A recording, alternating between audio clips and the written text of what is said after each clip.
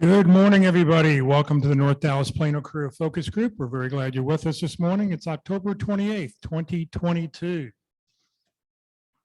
Our agenda this morning, we'll start out with success stories. If we have anybody who's landed, we'll let you tell us your story.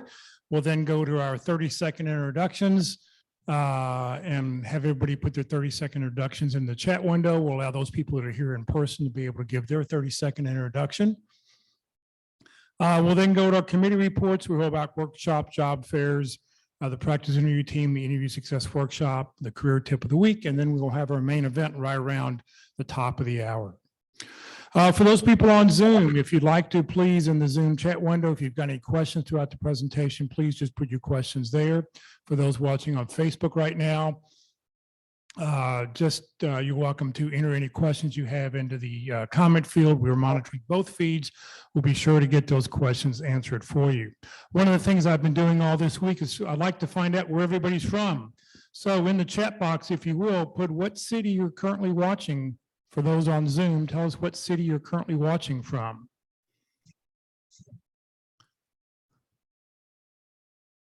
I'll give you just a second here while that's happening. Tell us what city you're from right now. We got a Dallas,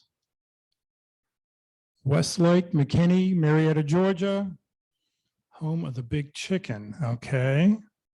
I thought KFC was in Louisville, Kentucky. Dallas, Texas, Dallas, Texas. Yeah, I think you all get, you don't get KFC, you get the other chicken place. What's the other one? Churches? No, the one everybody goes to. Chick-fil-A. Chick-fil-A, yes, Chick-fil-A out of Atlanta. That's right, not KFC. All right, Frisco. Okay, very good. I've just been trying to find out where everybody's from this week. It's just been interesting to do that. All right. Please note this event is being recorded and is currently live on Facebook. The recording will be on the Career DFW Facebook page and the Career USA YouTube channel for others to view in the future. By participating in this event, you give consent for your name and picture to appear. Please note that any comments you put in the Zoom chat window will not appear in the recording. Well, good morning, everybody. My name is Jeff Morris. Back in 2007, I started facilitating and leading the North Dallas Plano Career Focus Group. This group's been around since the late 1990s. Like I said, I took it over in 2007 when the prior person who was leading the group got a job and said, who wanted to take over? I think I scratched my face. He said, okay, Jeff, you're it. Because of course, everybody else sat on their hands. And so I've been doing this ever since. In 2008, I saw there was a need and I created a website called careerdfw.org, a website to help those who are unemployed in the Dallas-Fort Worth area. 10 years ago this month, I launched a second website, careerusa.org, to help those around the United States. I have written a book called What I've Learned About Your Job Search That You May Not Know. It is available on Amazon, or if you see me in person, I always have copies with me. And since 2017, I've been a member of the practice interview team, and you'll hear more about that in just a moment. Well, we'd like to start the meeting off with good news, with successes. Do we have anybody who has landed, anybody who's got good news to share out there?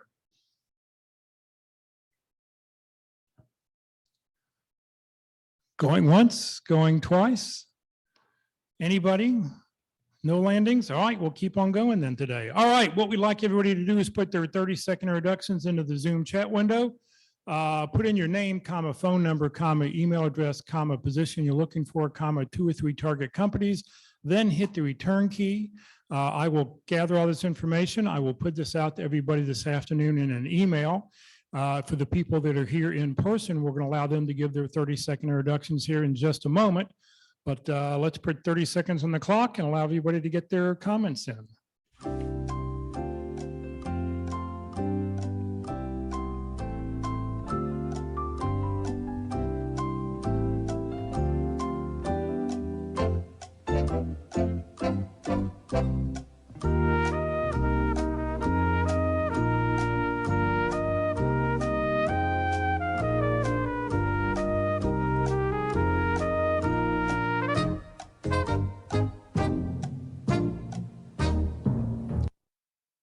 All righty. Please have time. Please go ahead. Put your information in there.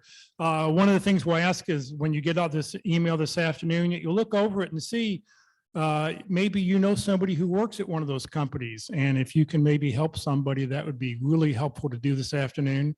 And you can reach out to people. Also, this is a great way to reach out to everybody else who's on the call today and connect with them on LinkedIn, because the whole object is just how you can expand your connections.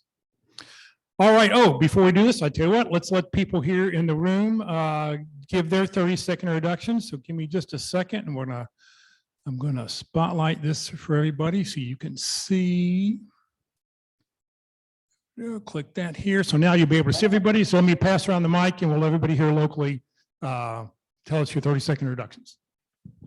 Good morning. My name is David Carey. I'm a Director of Talent Development. I would also be interested in looking for a VP of Talent Development. My target companies for this morning are USAA and McKesson.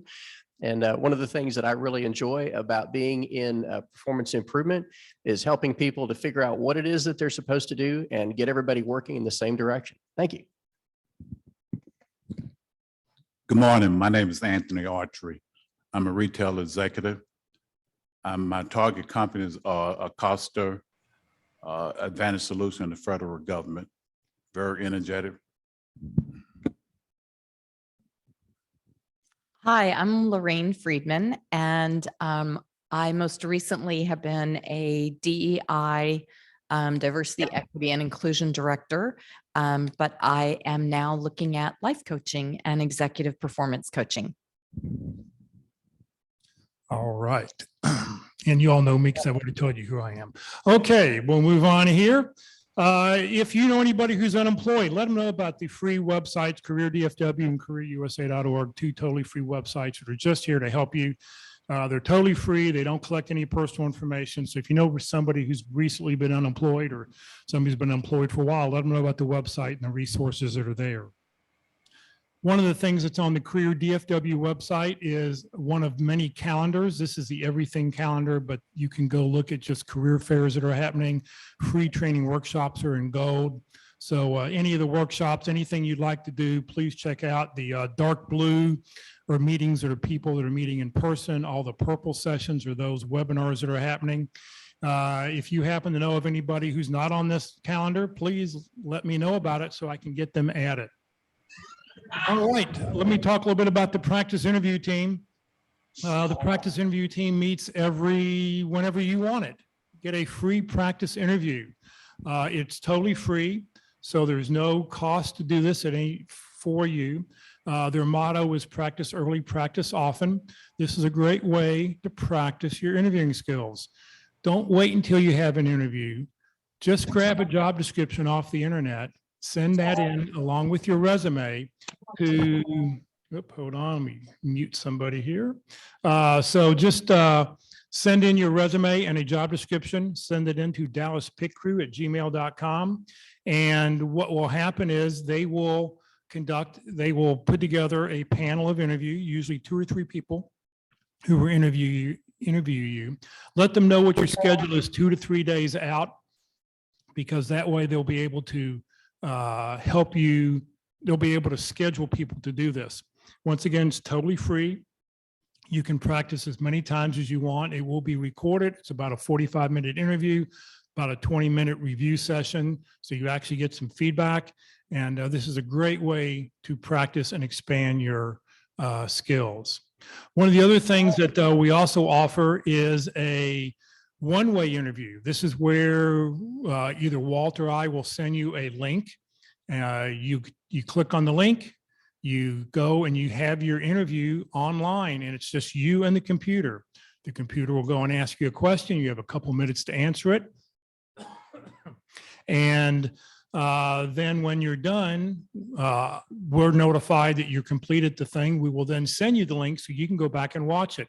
We're not going to watch it, but what we're trying to do is just allow you to see what a one-way interview is like. It's very, very different because it's just you and your camera and how you perform and how you look, and you'll go and if you want to do it multiple times, you're welcome to do it multiple times to get that experience so that when somebody offers it, it happens. So just send Walt or myself an email. We'll be glad to get you scheduled.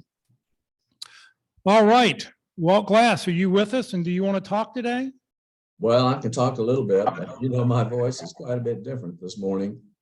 I'm under the weather, and that's not just because of the rain, but I think I can make it through this morning. Well, welcome everyone. Before I go to the workshop, I would like to tell you there's a couple of things that I would really impress upon people to do in their job search. Of course, I'm selling practice interviewing as an offering that for you. But I will tell you, today's topic that Clayton's going to talk about on accountability groups is one of those measures that I think everyone ought to participate in. So with that in mind, what is the Interview Success Workshop all about? Well, first of all, it's free. All you have to do is send me an email. That there's a QR code on the screen. It starts an email to me. Say, I'd like to register for the workshop because everyone has to be registered. I need your phone number and your email. And I'll be glad to get you scheduled. I usually have it on Tuesdays from 9 to 11, but I can schedule additionals. Last week I had four people come last week, so that was 2 different sessions. Anyway, look me up on LinkedIn. You can find out some more information about it. It's a very informal learning session. It's not you get to practice. You get an interview. You get a video of your interview. You get a handout. You get a video that goes over everything in the handout. It's designed so that I can give this to you. You can capture the information, then you can use it over and over again as you go through your career. Careers don't, jobs don't last all that long anymore. So if you put promo code enthusiasm in your email, insert that, you get another workshop free. Okay, it's a special deal that I'm giving through 2022. January, all bets are off. Who knows what we're going to do in January? Nonetheless, I'd be glad to have you come and participate. Just send me that email.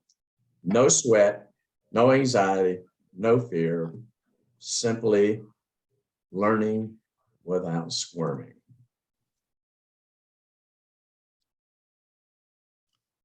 The interview experience can be great, not a time for fear and hate. You can put a job on your plate after you learn how to differentiate.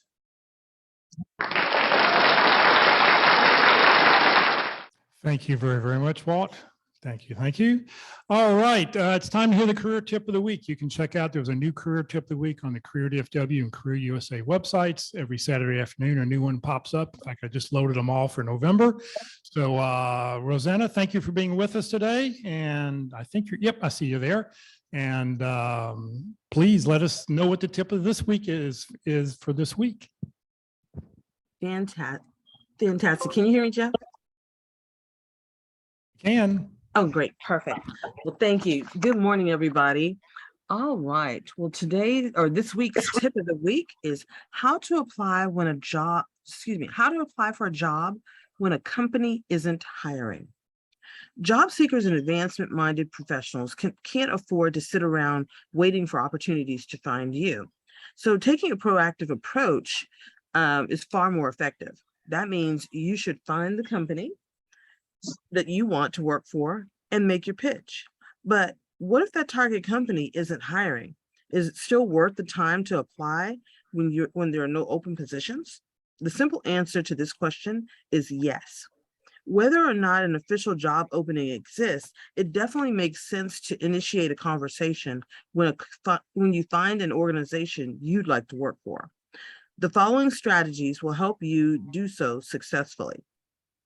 Why apply when there are no positions? First, let's explore why you should still apply when the company isn't hiring. Did you know that career experts estimate that approximately 70 to 80% of job openings are never publicly advertised? Just because it looks like a company isn't hiring doesn't mean there aren't still opportunities. Positions may be coming available soon, and in some cases, positions may actually be created for the right candidate. Even without such good fortune, it still pays to make yourself known to the organization. That way, when the right position comes along, you'll be top of mind. And second of all, companies are often more flexible than you think. And if you can make the right pitch, you may be willing to they may be willing to create a role for you. So first, how to apply when a company isn't hiring. You want to first research the company.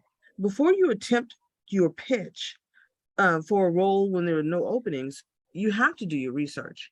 As any good salesperson will tell you, it's essential to first understand your prospect's problems and identify what they really need to solve. And then only then can you position yourself as the one to deliver those solutions. If you think you found a company you'd like to target, start by learning everything you can about them. Read their website, press releases, LinkedIn profile, and more. Look for articles available online. Talk to people who worked for them or with them in the past. Basically, you're playing the role of detective. You want to understand where the company has been and where it's going. More specifically, you want to can you hear me? Hello? We can hear you. Okay, I'm sorry, I heard something, so I apologize. More specifically, you want to identify what it will need regards to your experience or expertise to be successful in the future. What essential skills and talents do you offer to support the company's goals and fill any potential gaps? Remember, you're pitching yourself proactively, so you need to predict what the company needs and provide an answer for a problem they might not currently have or know that they have, but are likely to have in the future. So second, introduce yourself via email. Once you have a deep understanding of the company, reach out to appropriate individuals via email. Who those people are will vary, and again, research is required, and LinkedIn is an excellent source for this. You may want to connect with a manager that oversees the department you're interested in, or perhaps it makes more sense to start with an internal recruiter or human resource professional. The goal of this email is to introduce yourself, demonstrate your interest in the company, and position yourself as an ideal candidate, even for a role that currently has no open positions. For example, your email may look something like this, and here's a sample email that you can follow. It says, "Dear John, my name is Mary Smith, PMP. I'm reaching out to introduce myself and express my interest in ABC Company. I was so excited to follow the recent development and launch of the 123 product. As an experienced project manager in the technology industry, I was inspired to see how a project of this magnitude was delivered so quickly and has exceeded market expectations. Congratulations to you and your team for the impressive work. I look forward to future iterations of the 123 product and continuing to watch as it's further refined. I can only expect that its current success will put increasing demands on the team. And I realize that, and currently your company isn't hiring project managers, but regardless, I wanted to reach out and get on your radar should opportunities become available in the future. From here, you can share a bit about your background, how your skills apply to the organizational goals, and perhaps even direct the reader to your LinkedIn profile, personal website, professional portfolio, or attached resume. You can also suggest a phone call or meeting for coffee as a way to further get to know one another. However, a few words of caution as you approach this task. Don't be overly presumptuous. While your research has given you some great background information, there is likely a lot that you don't know and can't know as an outsider. So you want to show that you are well informed and believe that you can be valuable addition to the team based on what you know, but you don't want to come across as overconfident. Don't offer free work. For some career experts will suggest that you offer to volunteer or provide pro bono services as a way of demonstrating your interests and skills. However, this is not suitable for you and not generally respected or accepted in the corporate world. Your past portfolio of work and professional references are enough to demonstrate your abilities. And then third, you want to connect via LinkedIn. Once you've sent your email introduction, be sure to connect with these people on LinkedIn as well.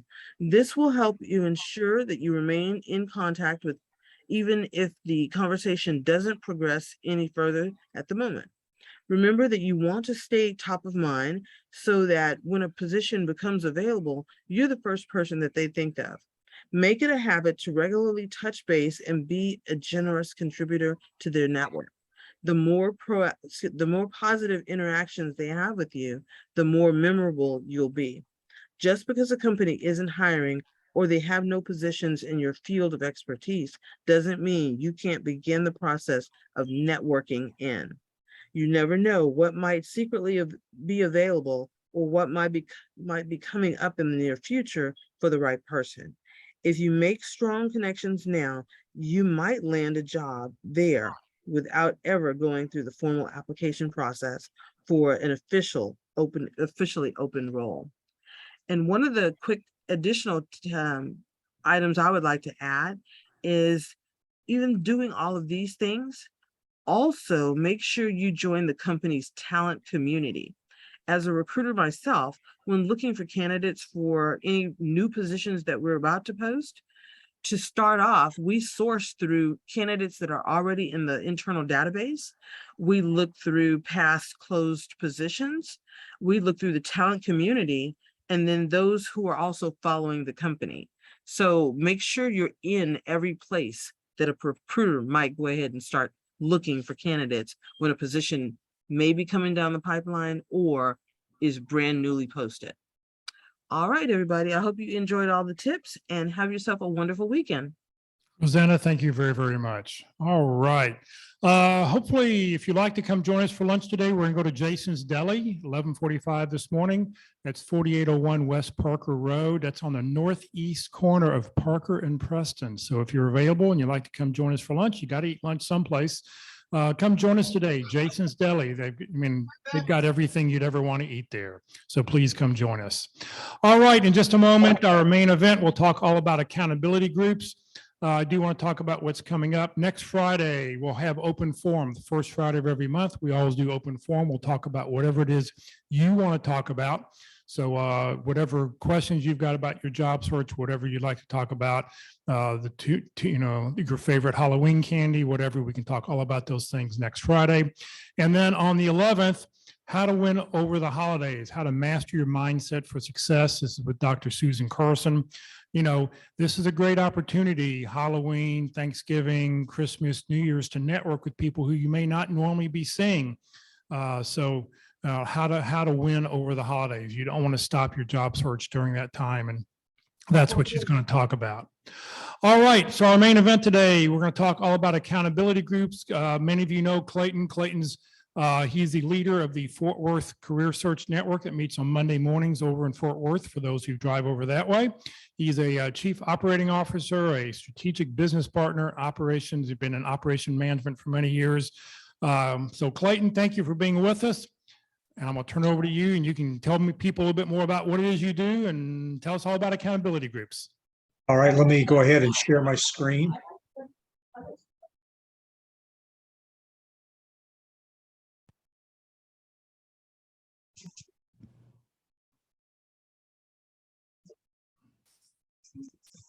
Let's see here. Got to make one more click here. There we go. There you are. All right, well, welcome. All right, so we're up and live here. So yeah, great to be with you. Jeff, thank you for the invitation. It's always a pleasure to speak to the North Dallas Plano Career Focus Group. And so today, definitely excited about talking to you about accountability and accountability groups. This is a topic or a job search tool that many job seekers fail to employ, but it can be a key tool in helping you move your job search along to a conclusion where you have a job landing. And so today we're going to talk about some of the benefits of accountability groups, how you set one up, how do you operate it, and also what you can expect to learn from it and to gain from it. So first of all, let's talk about the definition of accountability. So definition of accountability goes, it's the quality or state of being accountable, especially an obligation or willingness to accept responsibility or to account for one's actions.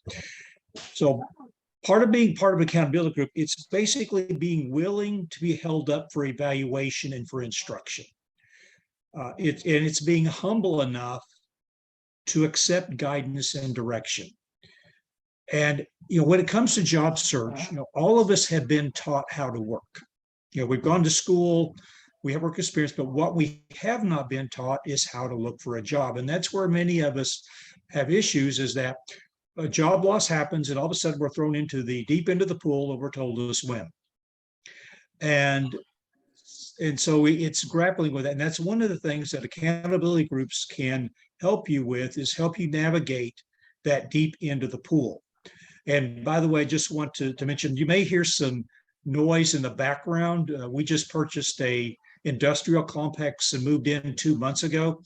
And so there's forklifts running in the background. I'm in a temporary office until my permanent office gets built. So you may hear some things in the background, but that's a business in progress. So, but then moving forward, let's talk about life in job search without an accountability group. One of the things that can happen, depending upon your personality, is it can be too easy to give yourself a free pass. Let's say, you know, you have some things that you plan on doing at the beginning of the week, and the week goes by and you get to the end of the week and guess what? You've not done any of that. And you go, well, no big deal. I'll just catch up with the next week. And then what happens is 1 week rolls into 2 weeks, rolls into 3 weeks. And you end up having a lot of wasted time in your hands that where you could have used your time more productively. Yeah, then there's the opposite end of the spectrum, is that you can be too hard on yourself. Maybe you're one of those people, you know, you may be a type A or whatever, and man, you didn't accomplish what you thought you were going to do, and you get out the cat of nine tails, you start flogging yourself, and which can lead to what I call the dungeon of despair, which really diminishes your ability to be productive. You put yourself in a downward spiral, and that is the issue with job search, is that it's very much like a sine wave. For those of you that maybe have an engineering background, there's ups and there's downs. You know, you have the ups, man, you get that email or that phone call that they want to schedule an interview, and you go in and you do the interview, goes really great. And then you have the downside, is that all of a sudden it's crickets. You don't hear anything. Or you get that Dear John or Dear Jane email saying we decided to go in a different direction. And accountability groups can help you manage and navigate that emotional minefield that we deal with when we're in job search. The other thing that can happen is that we can lose focus. You know, life happens when you're job search. And just the monotony of life, or maybe there's different events going on, it can cause you to lose focus on making sure you're using your time effectively. And two, what will happen oftentimes is, you know, people have it pegged when they lose a job, say, okay, man, I'll have a job in 2 weeks, or I'll have a job in a month. And those 2 weeks or that month turns into 2 months, turns into 3 months. And because the job search takes longer than expected, they can lose momentum. And it gets harder to get out of bed, and all those kinds of things can happen. And then the other thing can be is that we can be overwhelmed. Like I said, we're thrown into the deep end of the pool, and we're just overwhelmed. We don't know where to start. And that type of thing, as it says here on the slide, I smile to hide how completely overwhelmed I am. That's sometimes how we are in job search. And what I can tell you is that everyone in job search has a big obstacle to overcome. It's not your resume. It's not your LinkedIn profile. It's not your age. It's the space between your ears. If you can win the battle above the neck, you'll be so much more effective in job search. But that's where a lot of people struggle. And that's what causes a lot of people's job search to be longer than necessary, is because they lose the battle above the neck. And this is one of the things that accountability groups are really good with, is you got people that are walking alongside you in your job search, and they can help pull you out of the muck and the mire on those days or weeks that you're having a tough time. And conversely, when they're down in the dumps, you can pull them out. So that's one of the big benefits that we'll talk about a little bit later when it comes to accountability groups. Well, so what are the purposes of accountability groups? Because accountability groups are not just used in job search. They're used in many different organizations. But so they can be used anywhere. I know that there's family or couples that use it, that multiple couples meet together just to help make sure they keep themselves honest in their marriages. There's ministers that have accountability groups to make sure that, they stay on the straight and narrow and don't allow things and reputation, ego to get in the way of what they're doing. But it is a really great way, a great tool in job search to help. And one of the things that helps with accountability group, it helps to hold you accountable. When we are working, we have a boss that we report to. And although I'm sure most of you, you're a self-starter, you're a self-initiator, you know what you need to get done and you get it done. But still at the end of the day, you have somebody to answer to. And when that job loss happens, all of a sudden that accountability goes away. It just evaporates overnight. And it's not only that. That's the one thing with job search. It's not just the loss of the paycheck. It's the loss of accountability. It's the loss of routine. Unless you have kids, you don't even have to get up at the same time. Loss of friends. There's people that you work with, you thought were your friends, but boom, your job ends, and all of a sudden they're not your friends anymore. The only reason why you hung out together is because you work together. So that your whole support structure can evaporate. And that's one of the things that accountability groups can help with. And one of the other things they can help with is giving you the right kind of support. One of the things, particularly depending upon your personality, is that you put a lot of pressure on yourself to find that next job. And so oftentimes what will happen is that the people in our life, they mean well, but they don't give us the support we need. Your wife or your husband come home from work and say, well, have you found a job yet? I mean, and that's just like weight being put, and it can actually put us on defensive, or they can say, how was your day? And it's just an innocent question. And we interpret it, oh, they're wanting to know what I did today related to my job search. We don't get the support we need. We have those questions from well-meaning friends. Have you found that job yet? And that just adds more weight on our shoulders. And accountability groups help give us the type of support we need, because they're people that are walking in the same down the same path that we are. So accountability groups, one of the purposes is to hold people accountable for actions. So once again, as you're working, you have a boss. Well, now you have a group of people that are working to hold you accountable to ensure you do the things that you say you're going to do related to your job search. One of the other big benefits of accountability groups is they help to provide that support. As I mentioned earlier, there are those days when you're in job search, it's just you don't want to get out of bed, or it's just you're just not having a good day. And your accountability group members, partners, can help provide the support and give you that emotional encouragement to keep you going when you don't want to go, when you don't want to move forward. And they can help provide insight. It's amazing how we can provide advice to others when they're in a tough situation. But when we're in that same situation, we cannot see the forest for the trees. And it's because our emotions create a fog in our mind that we cannot see clearly when we're in the middle. If we were outside of that situation, we could see clearly and be able to give advice and instruction, but because of our emotional fog, we cannot see. And so this is something where our accountability group members can provide insight that can really help us navigate the job search maze to make our job search journey much more effective. And they can practice tough love. That's one of the purposes. Purpose of accountability group is to keep you going. And so they can tell you, hey, Clayton, you're not using your time effectively. You don't have your head in the game. And so that's part of it, is making sure that you're going about your job search in the right manner. And so as part of that, then it's to instigate and sustain meaningful action related to your job search. That is one of the purposes of the accountability group, is to keep you moving forward and to help you land that job sooner than you would without an accountability group. So here are some reasons why you should participate in accountability group. One, it's going to help you keep you focused on your goals. And what is your goal? It's to land a job. And so they're going to help keep you focused on that. You know, it's amazing what happens in life. I said, like, life happens when you're job search. Well, I was in job search a number of years back. I had lightning strike my house. You think that derailed my job search for a little bit? Yeah, nothing like fried electronics at 2 a.m. in the morning. So things like that happen. But accountability group members can help you get back on track. Obviously, there's those things that happen that need to take some of your time, but they help make sure that you are balancing your time between those events that occur and your job search.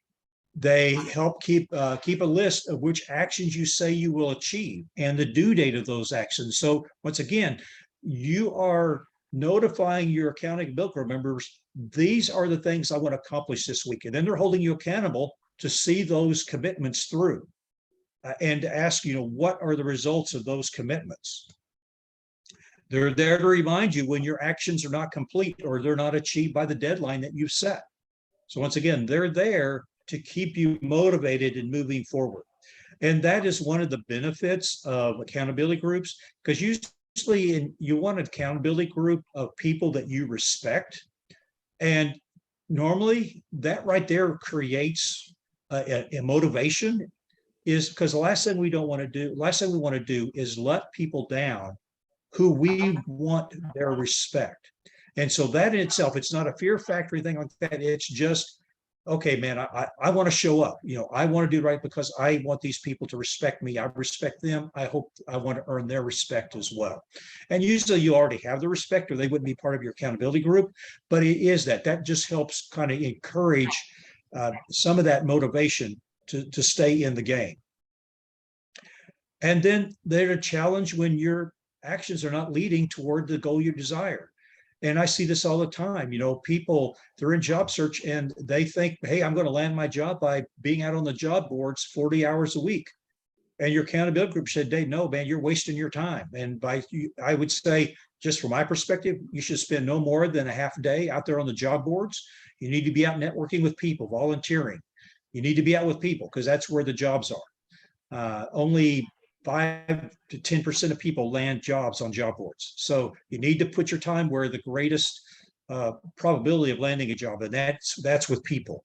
So your accountability group should be instructing you and giving you feedback on whether you're using your time effectively. And they're great as providing support and a sounding board. You know, like Jeff mentioned the Dallas Pit Group. You know, that's a great organization for practice interviewing, but that's something you can use with your accountability group. You know, you can bounce ideas off. Maybe you had an interview and you come back and it's a head scratcher. You know, what happened? And you can bounce it off, and your accountability group members may have experience with that. So they're great at preparing you for interviews. They're great at bouncing ideas off as far as job search, you know, avenues, you know, where should you target your job search? They can help you evaluate your skills, your competence, where that's going to be the most effective. You know, what job should I target? What target company should I go after? Your accountability group members are great resources to help, you know, answer those questions that can be very hard to answer on our own. So the one of the big benefits, you know, with accountability groups is they help keep you moving forward even when you don't feel like it. And that is key. And that's one of the things where a lot of job seekers struggle. And I'm assisting a person right now who's telling me, he comes to me, Clayton, how do I motivate myself when I don't feel motivated? Well, being part of an accountability group helps with that. And so I highly encourage anyone that is in job search to be part of accountability group. When I was in job search, I was part of accountability group. I was actually a member of 3 different accountability groups, not all at the same time. But, you know, I guess I was the remedial student of our accountability group because all the people in my first group landed. And so then we formed another accountability group and they went on from there. But I highly encourage you because it just as for myself, I found it to be such an effective tool. And I still stay in contact with people that were part of my accountability group. We developed lifelong relationships coming out of this accountability group. Now, some of the benefits of accountability group is that one of the things that it does is it increases your self-awareness. It's amazing how we really don't know what makes us tick.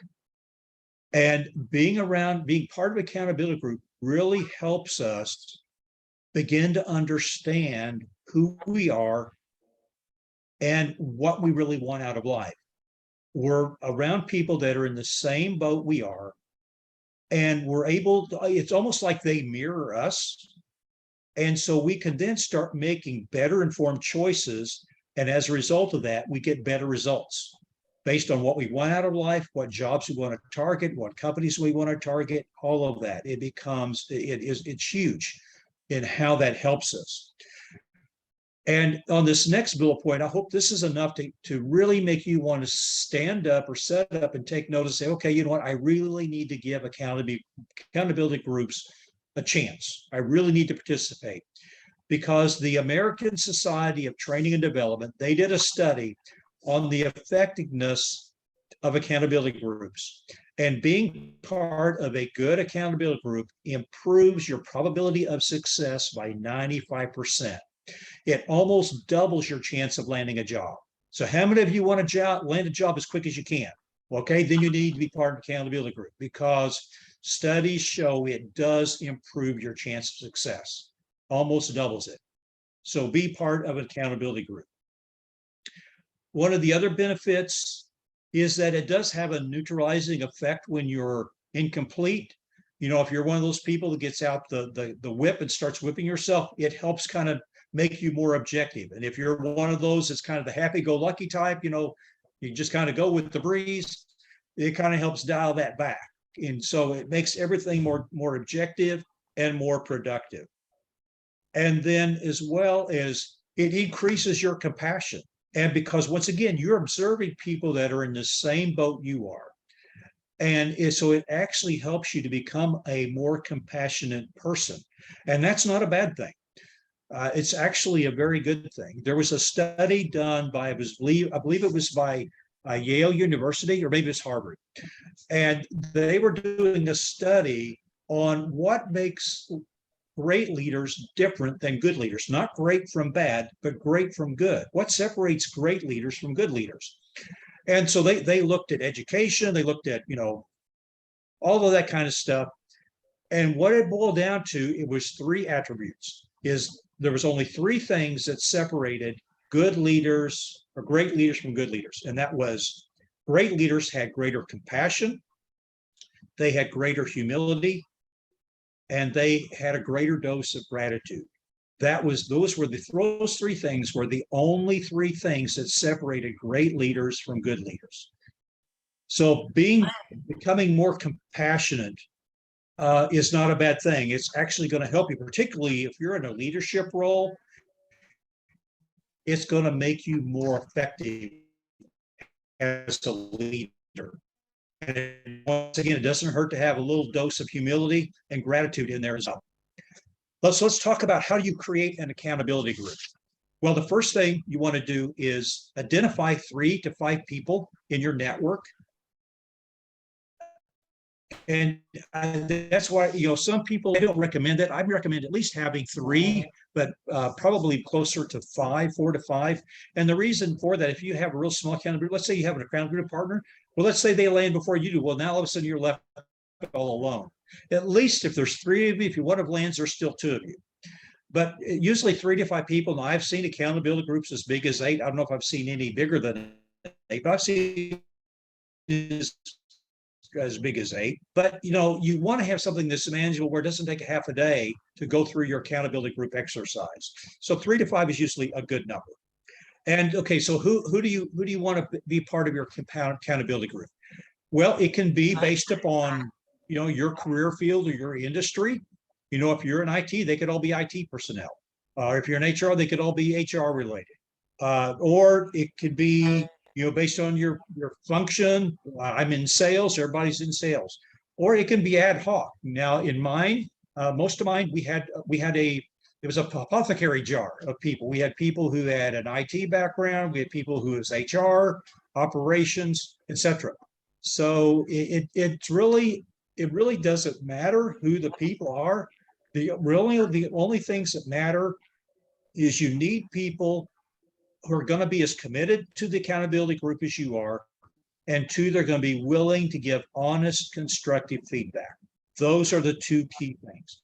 Now, what I don't recommend is I do not recommend you have family members as your accountability group. You want to, obviously, you want to have relationship with family, but your accountability group, they need to be separate from family. They need to be people outside your family.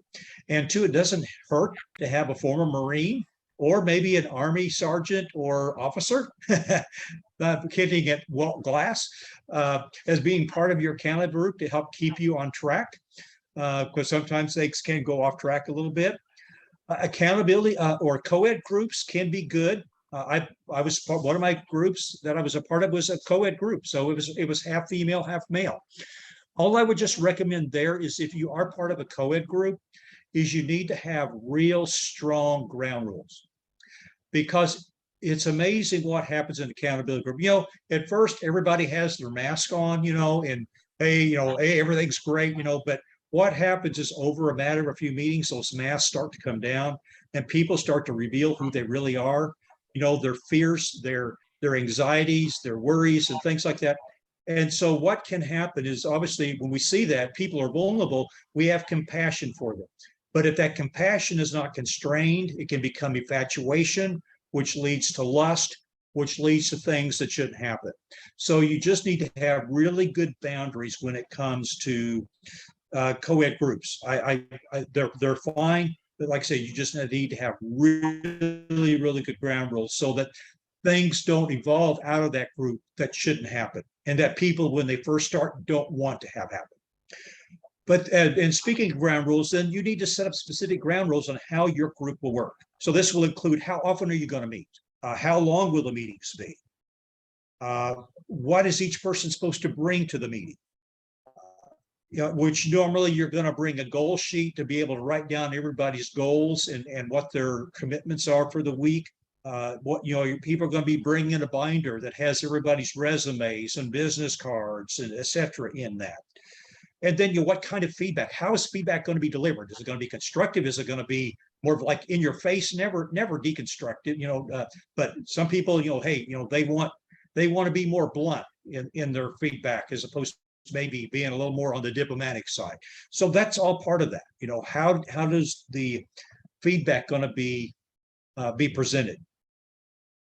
And then, what you want to do is provide a goal sheet for everybody to bring to that meeting, because it's not just for you and what goals you're committing to for that upcoming week, but you're writing down the goals for the other people that are part of your accountability, because you've got to hold them accountable. Well, how are you going to hold them accountable if you don't remember what they said their commitments were?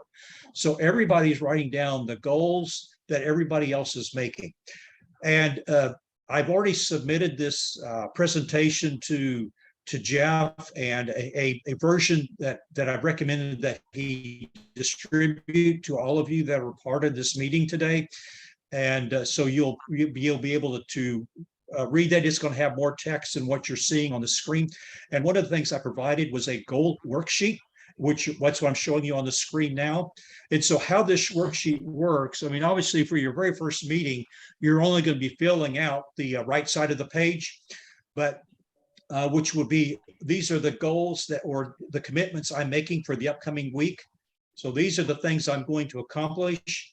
And so then what happens then on your very next meeting is then you report on what actually happened for those commitments that you made that prior week. Did you accomplish them? And what was the result? And so that's what's recorded down the left-hand side of the page. And then at the end of the meeting, you're making your commitments for the next week. And those are writing down, and once again, you're writing it down for not only for yourself, but for all of the other people that are part of your accountability group. Any questions as we're moving along on this presentation? You said that's going to be shared. Is that what I heard? Yes, I've already provided this to Jeff. Okay. So that and the other associated documentation that he can share with the people that are on the meeting today and are participating in person, which a shout out to those of you that are in person. I like it. Thank you. Clayton, I have a quick question.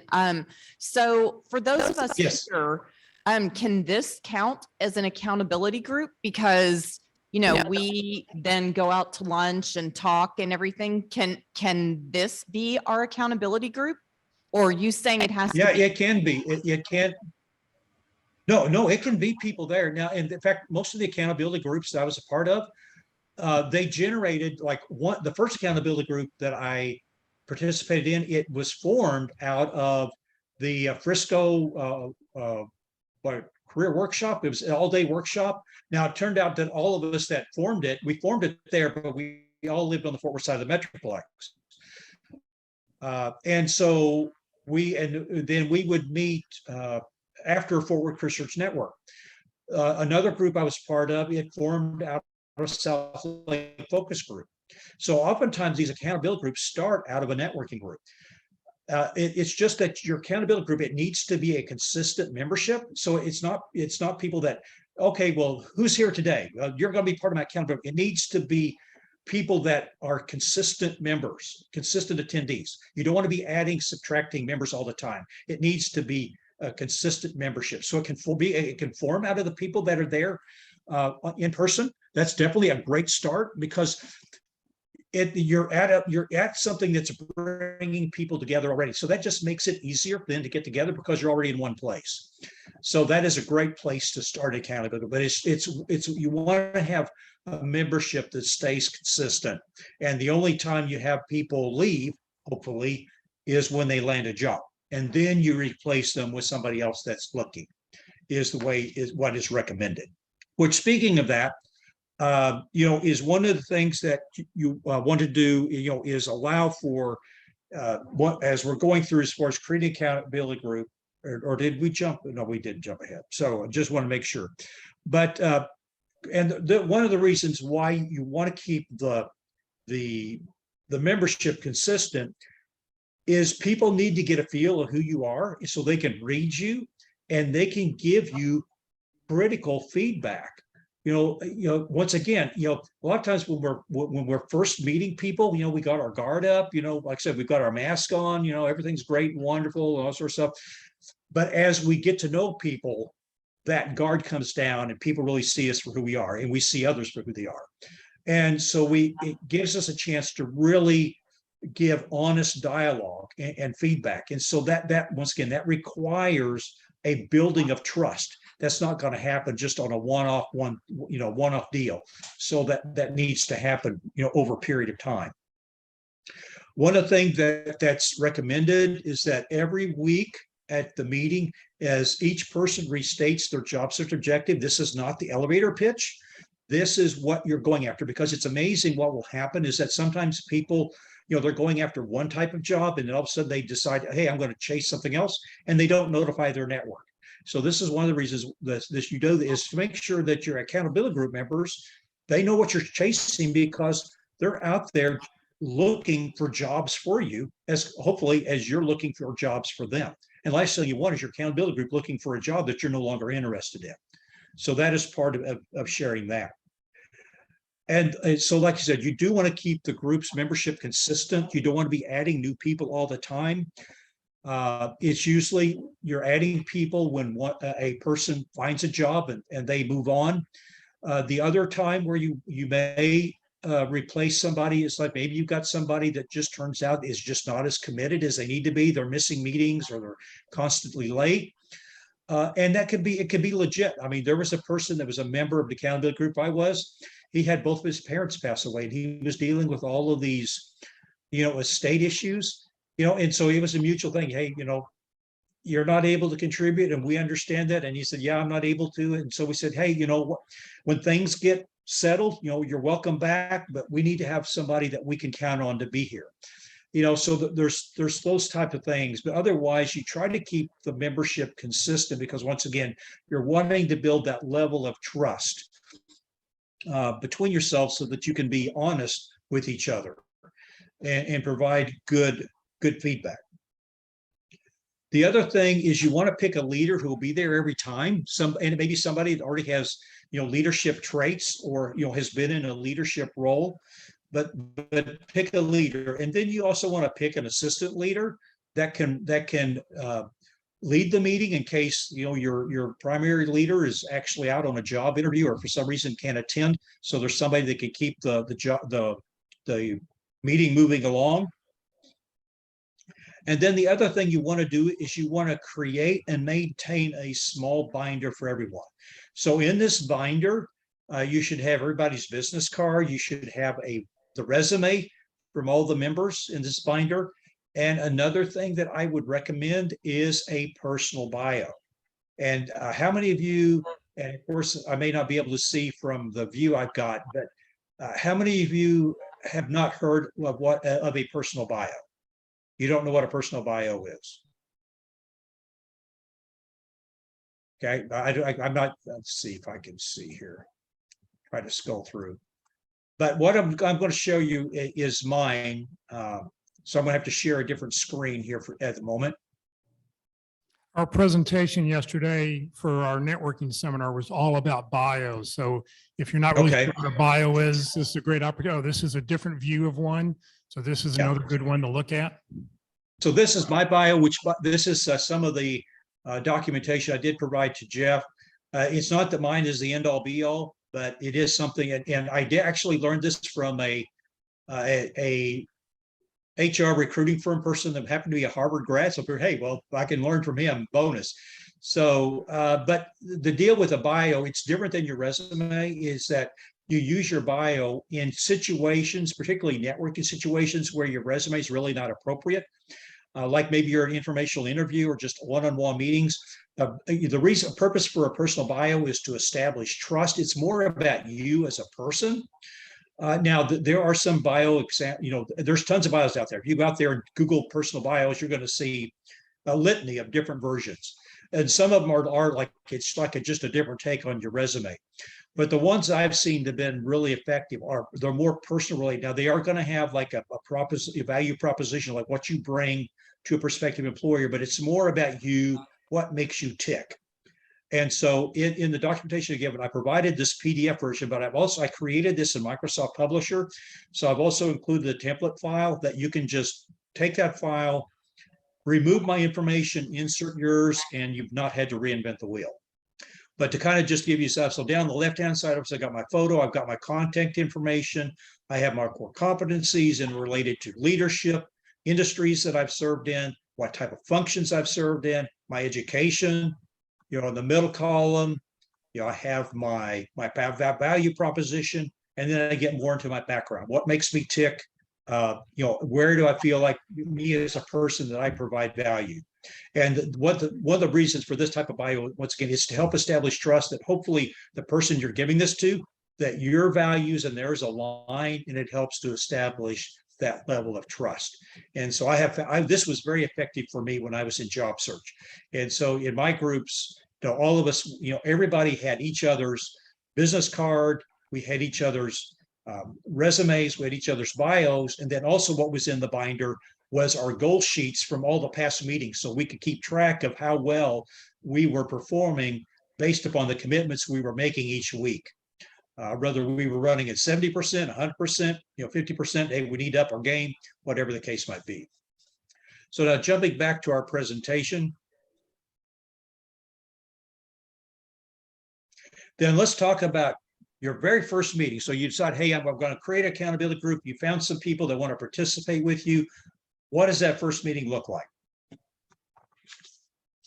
Well, first off, you're going to start the meeting with introductions. Each person is going to introduce themselves and mention to them why they want to be part of the group, what brings them to the group, and what do they want to get out of it? What are their expectations? And once you've done that, everyone's had a chance to share from their perspective, is then you lay down the foundation of the group. And this is where everybody contributes. So here, this is where you set the rules of your group. And this is important that you do this from the get-go, because you don't, as you go, if you try to make the rules on the fly, and there's going to be some you'll have to, because there's going to things, unanticipated things that happen that you didn't expect, that you will have to make rules as things go along. But by and large, you want to try to lay down as good a base of ground as you can, so it doesn't look like you're picking on people. Something happens, oh well, and because then that can drive people away from the group. But, so, part of it's going to be about confidentiality. Are you going to have the motto that what happens in Vegas stays in Vegas? That whatever's discussed in the group stays in the group. What happens if people miss meetings? What happens if people are late to meetings? If you're doing virtual meetings like this one's, it's a hybrid meeting. Are people that are attending virtually, are they going to be allowed to multitask, or do they need to have their camera on all the time and be actively involved in the session? Those are different ground rules and things that you need to put into place. And then you move on to what the agenda looks like for this meeting and all successive meetings. So you set up the agenda for subsequent meetings. And then once you establish the agenda, then you go around and this is where the accountability starts, is that each person goes around and makes commitments of what they're going to do the upcoming week that's related to them trying to land a job, to their job search. And so each person should come up with 3 to 5 commitments, no more than that, but 3 to 5 commitments that they're going to do that's related to job search. And it can't be, well, I'm going to apply on 5 jobs on live. No, that's one commitment. There needs to be 3 to 5 commitments that people make.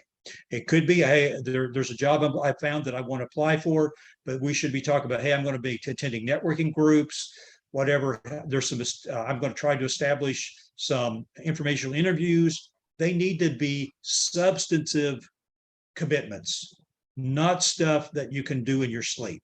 Okay, it needs to be stuff that's really going to drive you toward your objective, which is landing a job. And then once everyone has voiced their commitments and everyone's written them down so they'll remember them at the next meeting, is then you end the meeting with gratitude. And this is significant. So one, it helps you end the meeting on a good note. But there is something very significant about gratitude. And I will share this on this slide. So say, well, why gratitude? Well, there's a gentleman by the name of Amit Amin. He's a self-avowed atheist, and he thought that gratitude was a Christian hocus pocus until for some reason he was forced, I don't know whether it was due to educational requirement or whatever, but anyway, he had to study gratitude. And he was amazed at how major of an impact gratitude has on people's lives. And he ended up writing a book about it. It's called The 31 Benefits of Gratitude You Didn't Know About, How Gratitude Can Change Your Life. And as it shows on the screen, is that gratitude impacts 5 major areas of our life, from emotional to career to health, social. Is that it impacts us significantly. And even in being in times of need, there's always things that we can be thankful for. And so that's the importance of embedding it in your accountability group, is that even when you're dealing with trying to navigate life without the paycheck, without the friends, maybe the social network you had when you were working, there's still things to be grateful for. And that's important, because that helps you with your mental state of mind, which is key when you're in job search. Man, if you come across as a Debbie Downer, man, are you going to have a long road to hoe in your job search? People hire people that they like. They don't like being around people that are down in the dumps. So it's very important that in job search you come across as likable, as positive. And that's one thing that helps, is by focusing on gratitude, that helps you in your frame of mind. It helps you stay more positive, even though you're dealing with that period of your life that can be difficult and you can find challenging. So then let's talk about then your subsequent meetings. How do they flow? How do they set up? Well, first off, what's recommended is you start off what's new and good. So this is totally unrelated to job search. It could be anything. Hey, my son, they won their playoff game. He plays football and they won their playoff game this week, or whatever. Or hey, somebody in my family got married, or whatever. It's just anything that's new and good. You're setting off the meeting on a good note. And then once everybody kind of tells them how their weeks, what's been doing good in their life, is then everybody checks in. And this lets everybody know how their week went. So let's say maybe somebody had a death in their family. Well, then, okay, you know what, they probably didn't have a whole lot of time to devote to job search. So you're probably going to give them a little grace when it comes to if they didn't follow through on their commitments that week. So it just kind of helps to establish, how we're going to respond to that person's commitments and whether they followed through or not. So everybody checks in on how they went, and this can be a great time for the individual accountability group members to bring up questions that they're struggling with. Like maybe they had an interview that didn't go well, and they're trying to figure out how could I handle this differently, or that type of thing. And then you get into commitments, and so this is when the person then reports on the commitments they made the prior week, and did they follow through on them, and then what was the result. And then this is where all of the different group members then provide feedback, either constructive or whatever, as far as if that person, if they follow through, that's great. And maybe you can provide additional, ideas or things based upon how they followed through, or if they didn't follow through. Hey man, that doesn't cut it. This is not, so you, once again, it's that kind of carrot and stick approach to keep you going in the right direction. So once everyone's reported on their commitments, and then you give the feedback, everyone gives their feedback on that, whether, hey, great job, or man, you need to focus more time on that. Once all that feedback is given, is then everybody then makes their commitments for the upcoming week. Okay, this is what I'm going to do in the week ahead, which is what you're going to report on at the next meeting. And then what you follow after that is then you end the meeting with gratitude. Well, so once again, every meeting you begin with focusing on something good that gets your meeting off on a good note, and then you always end the meeting with with gratitude to end your meeting on a good note. Because sometimes in there, depending upon what's going on, there may be some really tough discussions that take place in that accountability group because maybe somebody's not really being focused as they should on their job search. And that's the purpose of accountability group, is to get you motivated, making sure you're doing the right things. And that doesn't mean they may necessarily be in your face, but they may say, hey, they may challenge you on some things. But this way, it ends on a good note. So then you can get off and go about, and focusing on your job search duties and the commitments you've made so that you can have a good report on your next meeting. So as we are starting to, wrap up our presentation here, I want to leave some time open for discussion, is not only when you're at your accountability group meeting, but something that I discovered when I was in my mid-20s, and I don't know why. I'm usually one of those people that when my feet hit the floor, I'm awake. I'm not one of those people that it takes me a couple hours and 5 gallons of coffee before I feel awake. But I don't know why, but just one morning I was in the bathroom, I was looking at myself in the mirror, and all of a sudden I smiled. And I felt immediate uptick in my mood. It was like, and it really surprised me. And so I have tried to make a practice from that point forward of every day when I get up, I go in the mirror and I look at myself, even when my hair is doing this, or in this case, I've got less of it, so it's like this. But I look at myself in the mirror and I smile. And then not only do I do that, and I smile myself in the mirror, but then vocalize one thing that you're thankful for. Don't just think it, vocalize it. There's something about us hearing our voice. It solidifies that in our brain. And that gets our day off to a good start. And that's really important when you're job search. You need your days to get off to a good start as much as you can. Is you want to get, because if you start the day off well, there's a decent chance it's going to end well. But if it starts off bad, then there's a good chance it's going to just go downhill the rest of the day because our emotions are already headed that way. So it doesn't take much to set us off and for us just to go down that track the rest of the day. So I encourage you to practice this, practice gratitude on a daily basis, practice accountability. I encourage you, and I cannot stress enough. And unfortunately, I would say out of all the people that I've helped in job search, that has been one of my biggest disappointments is see people not take advantage, not use the job search tools that can really move the needle. And accountability groups, it has been proven to really move the needle when it comes to job search. You know, like I said, like the studies show, it almost doubles your chance of landing a job. And so if you're really serious about shortening your job search, making that as short as you can, one, you really need to be out networking, but two, you need to be part of a good accountability group because it will improve your chances of landing a job. It just helps keep you more motivated, more focused on your job search, which in turn will make you more effective. Now just one last slide. And once again, you know, Fort Worth Christian Network is a faith-based organization. And so some of the things, you know, so on the slide here are some of the resources I used to put this presentation together, but there are a couple of scriptures that really speak to this.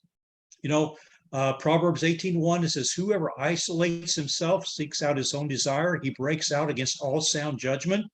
So basically, if you're going job search alone, you're shooting yourself in the foot, plain and simple.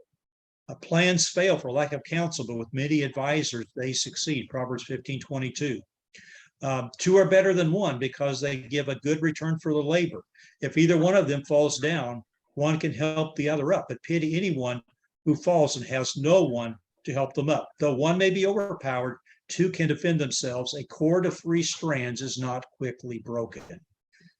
So if scripture tells us we shouldn't do things alone, in life, period, in general, definitely we should not do job search alone.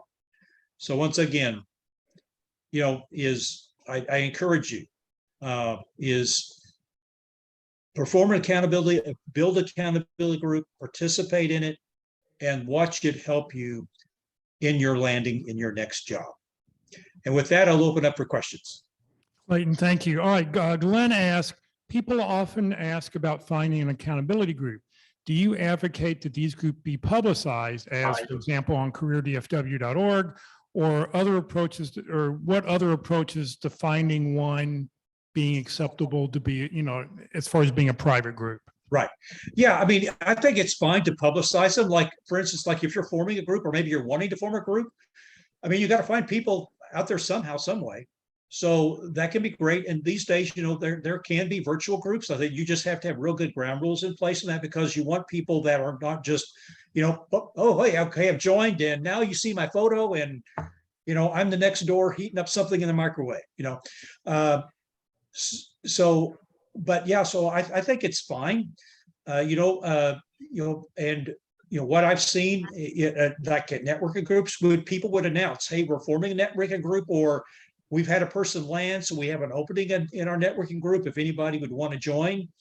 So I think it's fine to, there's not an issue of publicizing that, I don't believe. I mean, obviously, now if you formed a group and you don't have any open slots, well, then obviously you wouldn't publicize that. But if you've got an opening or you're trying to form a group, yeah, by all means, find an avenue to be able to find other people that want to be part of that accountability group with you.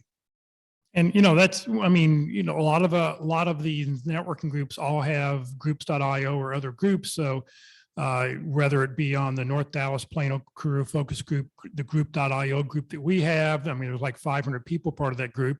Put an email out, selling, you know, let people know, hey, I'm looking for an accountability group. I'm looking for 3 to 5 people who'd like to start something.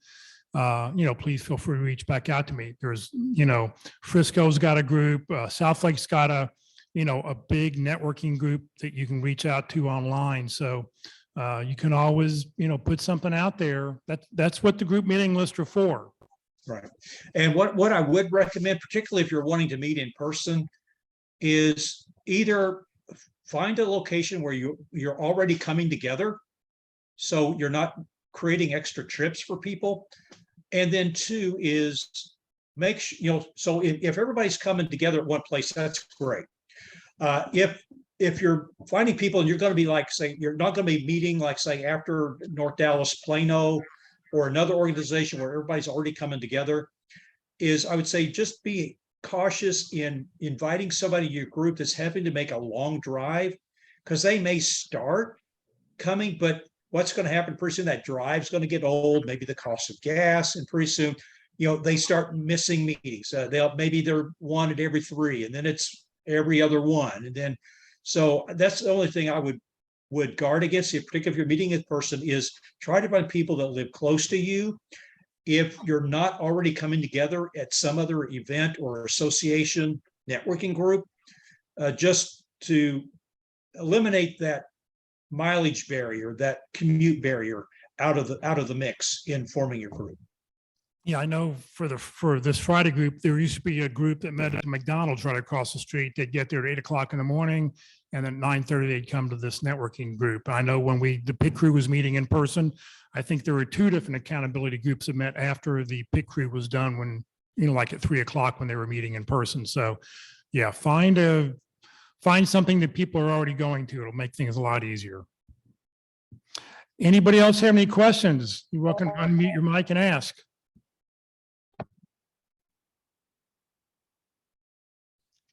Questions going once, going twice? David? Yes.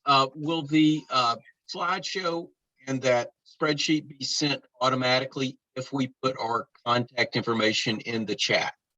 Yes, as long as I know you were here part of the meeting, as long as I've got, as long as I have your contact information in the chat window, you will get a copy of this presentation. Thank you. Can accountability groups meet on Zoom? Or are you saying they need to meet in person? So the question was, I couldn't quite hear that. Yeah, the question is, can accountability groups meet in person? I couldn't quite hear the question. Can they also meet via Zoom? Well, I think the preference is in person, because so much of our communication is nonverbal. So I think the preference is in person, but virtual is not out of the question. Once again, if it's virtual, I think you just have to have real strong ground rules on people being in the moment. Like even today, a lot of people, they click on it and then boom, they put on a photo of themselves, and you don't know whether they're there or not. So for virtual, one of my requirements is you've got to have your camera on, you got to be in front of it. Otherwise, what's the point?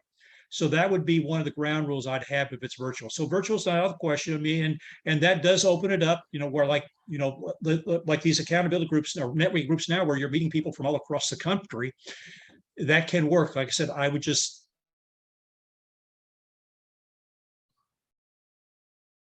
Oh, our internet is freezing. Yep, Clayton has. You'd have to have some really good ground rules about people being. That's hard when you're watching, videos of Ugly Cat, while you're in your accountability group. Right. Anybody else have any questions?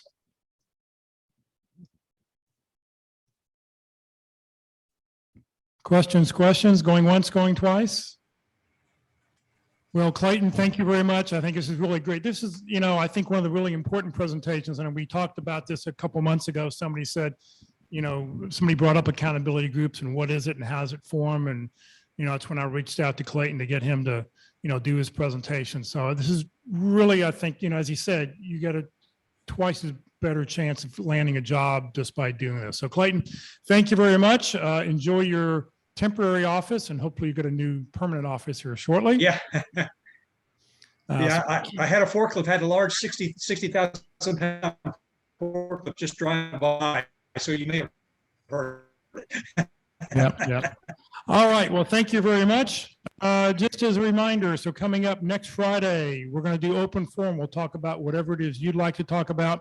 Just bring your questions, and it's open. Everybody gets to offer their suggestions and opinions. So please do that. And we will practice everybody having their camera turned on so we can see your smiling face. If you have not put your 30-second introductions into the chat window, please do so. For those watching on Facebook, if you want to put your contact information in the chat window, I will go and delete it immediately after. I'll copy it over and then delete it off of Facebook so it's not hanging out there forever and ever. But yes, if you'd like to get a copy of today's presentation, please be sure to put your information in the chat window so I can make sure to get that information and be able to count you. If you're using this as a workforce agenda, something for your to count as a meeting, please let me know so I can get you on the roster, on the agenda. On the roster. All right, Career DFW and Career USA, we're putting on training 4 days a week. Please join us. Next Tuesday, Kurt Vondermatter will be with us for LinkedIn Tuesdays, talking about LinkedIn from a recruiter's eye. Kurt is a retained search consultant. He pays LinkedIn the big bucks to use a full-blown recruiting package. He'll show us what it looks like from the back end. And so he's trying to find you, and he's going to show us what it looks like from the back end and some of the pitfalls that you as a job seeker are doing to make it hard for him to try to reach out to you. So he'll talk about that next Tuesday. Next Wednesday for interviewing Wednesdays, asking questions in the interview. You don't want your interview to be a inquisition. You want it to be a conversation. So how do you what kinds of questions do you ask? How do you break those questions in, and how you should do that? So that'll be our topic next Wednesday. And then next Thursday, being the first Thursday of the month, we'll talk about effective resumes, primarily how to get your resume read by the ATS system so that you will get that phone call, because less than 2% of resumes get a phone call when you submit something on an ATS system. So how do you have a better chance of doing that? This session has been recorded. You will be able to go watch it on the Career DFW Facebook page or the Career USA YouTube channel. On the Career USA YouTube channel, it will take a couple hours for YouTube to get this video processed, but once it gets up there, just click on playlist, because there's like over 400 videos on there, but there's only 7 playlists. So if you pick the playlist, it'll be a lot easier for you to find this video.